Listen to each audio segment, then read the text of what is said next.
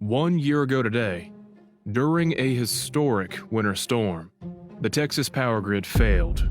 There were billions of dollars in damages. Millions of Texans were left in the cold and in the dark. Hundreds of Texans died. What does the Texas Railroad Commission have to do with last February's grid failure? Everything. If you live in Texas, you might know that most of our power comes from natural gas. And that last February, a dropping gas supply was the main cause of the grid failure.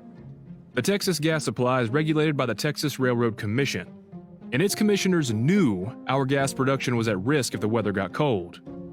Back in 2011, we had another winter storm, and our grid almost failed then.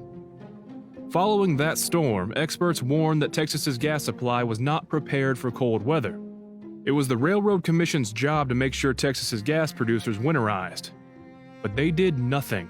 Why wouldn't Texas's railroad commissioners have done what was so clearly in the best interest of Texans?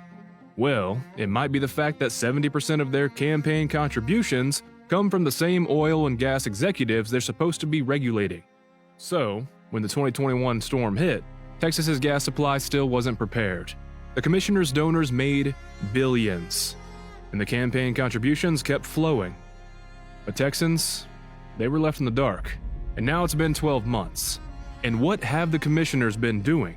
They've passed the cost of the storm onto Texans across our state, costs that we'll be paying off for decades, and left our grid unprepared for the next time it gets cold, with Texans wondering when, not if, the lights will go out again.